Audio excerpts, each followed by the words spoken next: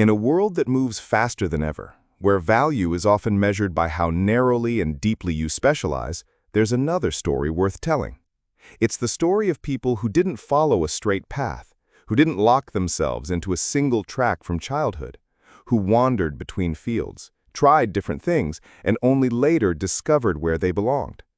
This story is what David Epstein brings us in his book, Range: Why Generalists Triumph in a Specialized World. His message is simple yet profound. Those who build wide-ranging experiences often end up better prepared for the challenges of our unpredictable age. Epstein begins with two famous examples. The first is Tiger Woods, the golf prodigy. From the time he could walk, Tiger was swinging a golf club. At age 2, he was performing on television. By 9, he was already beating adults on the course. His life was a straight line: golf and only golf. Endless practice, tournaments, victories. He became the poster child for early specialization, the living proof, at least on the surface, that to be great, you must start young and stay narrow. Then Epstein turns to a very different story, the story of Roger Federer.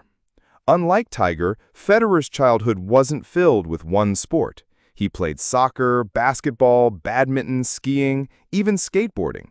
Tennis was just one of many things he enjoyed. Only later, after exploring, experimenting, and bouncing between sports, did he focus on tennis. And when he did, he carried with him a toolkit of movement, coordination, and problem-solving skills that helped him rise to become one of the greatest tennis players in history. Federer's story reminds us that success doesn't always come from choosing early. Sometimes it comes from exploring widely first. From there, Epstein expands the picture. He tells us there are essentially two kinds of environments in which people learn and compete. The first are what he calls kind environments. These are worlds like chess or classical music, where the rules are clear, feedback is immediate, and patterns repeat again and again. In such places, early and deep specialization pays off. Practice, feedback, adjustment. Over time, mastery. But then, there are wicked environments. These are messy, unpredictable, ever-changing worlds like business, technology, science, or medicine. In these places, patterns don't repeat so neatly, feedback is slow or unclear, and the future rarely mirrors the past. Here, narrow expertise can be a trap, blinding us to new possibilities. In wicked environments, the advantage shifts to those with range. People who can pull ideas from different domains, connect the dots in novel ways, and adapt when the rules of the game change. This is where the generalist shines. The person who has wandered, who has sampled widely, who has dabbled and switched directions is often the one best suited to thrive when the ground shifts underfoot. They can borrow an idea from one domain and apply it to another. They can recognize patterns that others miss. They can imagine solutions no specialist would ever consider. Epstein fills the book with examples. In medicine, many breakthroughs have come not from the deepest insiders, but from researchers who crossed boundaries, who brought in knowledge from outside fields.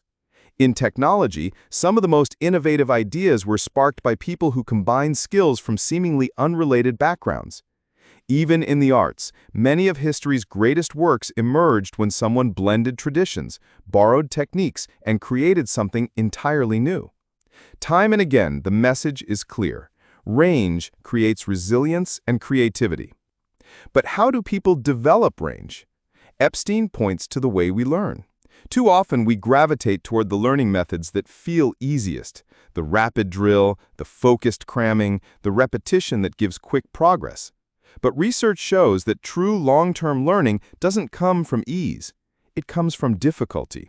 It comes from spacing practice out over time, from mixing different kinds of problems together, from making the brain struggle to retrieve information. These strategies feel slower, but they create knowledge that sticks. They create the mental flexibility that allows generalists to thrive. Another powerful tool is analogical thinking. When you've experienced many different domains, you build a library of mental models. You can look at a new problem and say, "This reminds me of that," even if the surface details are different. You can map an idea from one field onto a challenge in another. This ability to see deep similarities across contexts is at the heart of creative problem-solving. It's how scientists make unexpected leaps, how inventors connect the dots, how innovators see what others overlook. Epstein also highlights what he calls the outsider advantage. Sometimes the biggest breakthroughs come from people who are not entrenched in the system, who don't carry the blind spots of insiders. Outsiders can ask naive questions that specialists dismiss. They can repurpose forgotten ideas. They can cross-pollinate between disciplines. In short, they can see differently, and that difference is often what leads to innovation. The book also dives into research by Philip Tetlock, who studied experts' ability to predict the future. He divided them into hedgehogs and foxes. The hedgehogs knew one big thing. They were the narrow specialists. The foxes knew many small things. They were the generalists. When put to the test, the foxes consistently made better predictions. They weren't always flashy, but they were more accurate because they could balance different perspectives and avoid overconfidence. Once again, range outperformed narrow focus. Epstein doesn't stop there. He points to the role of what he calls the deliberate amateur. These are people who approach their work not just as professionals bound by rules, but as curious explorers, willing to tinker, to play, to step outside their comfort zone. The amateur spirit keeps the mind flexible, open to surprise. Many great discoveries came from individuals who treated learning as a playful pursuit, not just a job. Taken together, the stories build a powerful message. Success is rarely a straight path. It's often messy. It's filled with detours, false starts, and experimentation. And that's not a weakness. It's how range is built. When you try different things, when you fail and pivot, you're not wasting time. You're developing the perspective and adaptability that the modern world demands. And think about the world we live in now. Jobs are disappearing and emerging at record speed. Technology is overturning industries every few years. The skills that seem essential today may be obsolete tomorrow. In such a landscape, the ability to learn broadly, to adapt quickly, to connect ideas across domains is more valuable than ever. Specialization still has its place, but without range, it can turn into fragility. By the end of the book, Epstein's core message is clear. You don't have to know your single calling from childhood. You don't have to walk a straight, narrow line. If your path has twists and turns, if you've tried many things and haven't quite settled down early, that doesn't mean you're lost. It may mean you're building the very skills that will serve you best when the moment comes. Range is not a weakness, it's a strength. It's the ability to face a complex, wicked world with tools that narrow experts often lack. It's a message of encouragement for anyone who feels behind, for anyone who has changed direction, for anyone who thinks they've wasted time. In truth, you've been gathering experiences, expanding your toolkit, building the range that will allow you to excel when the moment comes. The world needs specialists, but it also desperately needs generalists, people with breadth, flexibility, and imagination. And so, the book leaves us with a different vision of success. Not a vision of relentless focus from birth, but of exploration, curiosity, and discovery.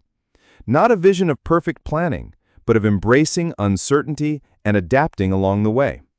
Because in the end, in a world defined by change, those with range are the ones who triumph.